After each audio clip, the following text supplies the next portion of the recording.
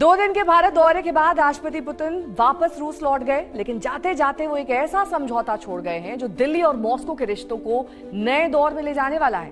दशकों पुरानी दोस्ती अब एक नई रणनीतिक ऊंचाई पर पहुंच गई है, जहां रक्षा, ऊर्जा, टेक्नोलॉजी और भू राजनीति सब एक नई दिशा में मुड़ते दिख रहे हैं। हमारे लक्ष्यों की प्राप्ति की गारंटी। प्रधानमंत्री मोदी ने देश के लिए बहुत चुनौतीपूर्ण कार्य निर्धारित किए, सबसे पहले अपने समक्ष, फिर प्रशासन के लिए और अंततः राष्ट्र के लिए। रूस शब्द सुनते ही हर भारतीय के मन में पहला शब्द आता है भारत के सुख दुख का साथी। हम दोनों बाहर निकले, सामने मुझे मेरी कार दिखाई दी, तो मैंने उन्हें साथ चलने को कह दिया, वैसे ही जैसे दोस्तों के बीच होता है। हमारे रशियन फ्रेंड्स इसे द्रुजबा कहते हैं और हम हिंदी में इसे दोस्ती कहते हैं।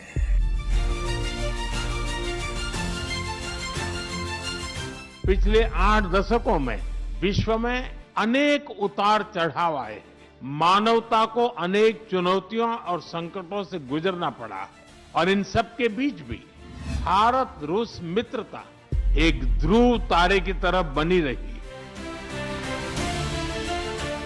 प्रधानमंत्री नरेंद्र मोदी के साथ काम कर रहे हैं। सच में हमारे बहुत भरोसेमंद और दोस्ताना संबंध हैं।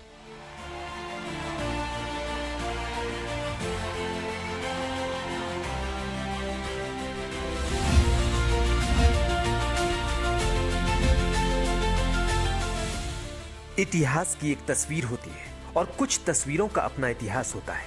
ये वही तस्वीर है जो 4 और 5 दिसंबर के दिन भव्यता के इतिहास में दाखिल हुई है।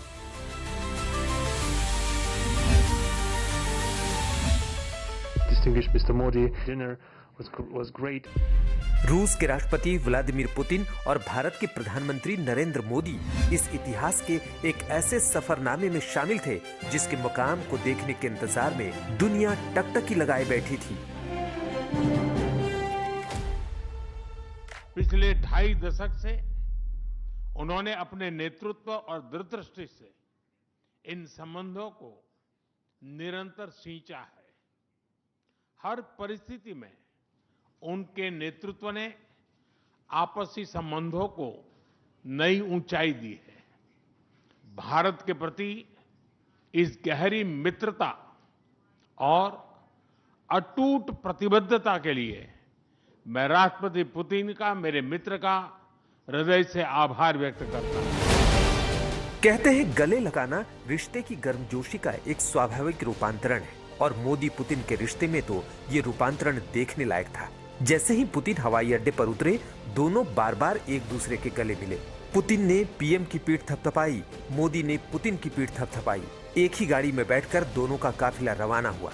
ये तस्वीर देखकर दुनिया हैरान रह गई कि करोड़ों की गाड़ियों में बैठने वाले राष्ट्रीय अध्यक्ष एक फॉर्च्यूनर कार में बैठकर एयरपोर्ट से बाहर निकल रहे थे। भारत आने से पहले पुतिन ने कहा था वो भारत के बहुत करीबी हैं। ये बात तब जाहिर हो गई जब उन्होंने ये ऐलान कर दिया, तेल और ऊर्जा की सप्लाई न रुकी थी न रुकेगी। We are also seeing successful partnership in energy. Russia is a reliable supply of oil, gas, coal, and everything that is required for the development of India's energy. We are ready to continue uninterrupted shipments of fuel for the fast-growing Indian economy. इस पूरे दौरे में दोनों ने कई बार हाथ मिलाया। दुनिया मंत्रमुग्ध भाव से अंतर्राष्ट्रीय कूटनीति की इन भंगिमाओं को देख रहा था।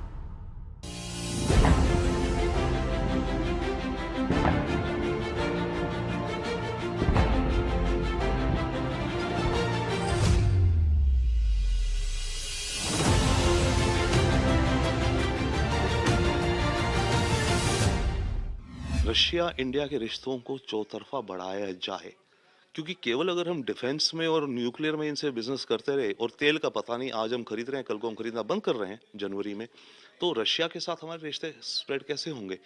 इसीलिए इस समिट का मेरे ख्याल से मेन मुद्दा ये है कि अलग अलग सेक्टर्स में, खास करके पेमेंट मैकेनिज्म्स, क्योंकि पैसे की लेन देन नहीं हो पा रही है सैंक्शंस के चलते, right.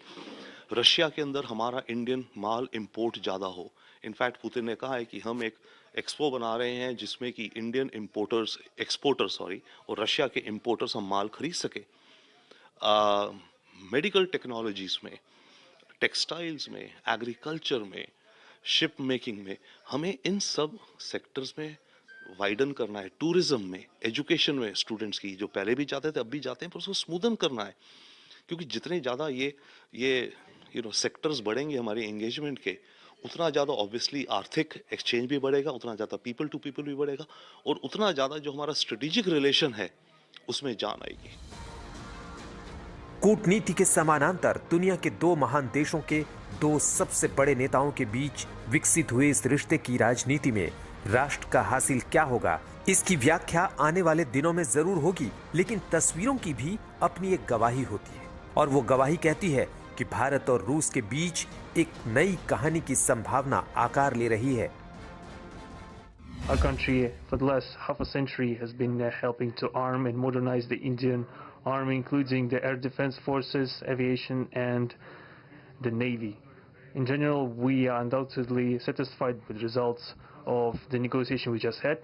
I can express my confidence that the current visit and the agreements reached will help the further deepening of the Russian-Indian strategic partnership for the benefit of our countries and the people. 8 दशकों में विश्व में अनेक उतार चढ़ाव आए हैं।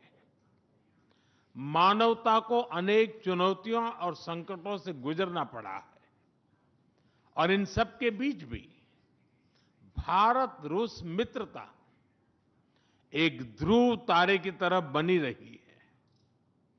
परस्पर सम्मान और गहरे विश्वास पर टिके ये संबंध समय की हर कसौटी पर हमेशा खरे उतरे हैं। दुनिया की सबसे महीन कूटनीति पर्दे के पीछे से रची जाती है। उसके सूत्र शोर में नहीं, खामोशियों में तलाशे जाते हैं, और ये बात मोदी भी जानते हैं, पुतिन भी। पिछले वर्ष राष्ट्रपति पुतिन और मैंने 2030 तक द्विपक्षीय व्यापार को $100 बिलियन का उस लक्ष्य को पार करने का हमने निर्धार किया था। लेकिन कल से मेरी जो राष्ट्रपति पुतिन से बात हो रही है और जिस प्रकार के पोटेंशियल नजर आ रहे हैं, मुझे नहीं लगता कि हमें 2030 तक इंतजार करना पड़ेगा। ये मैं साफ देख रहा हूं।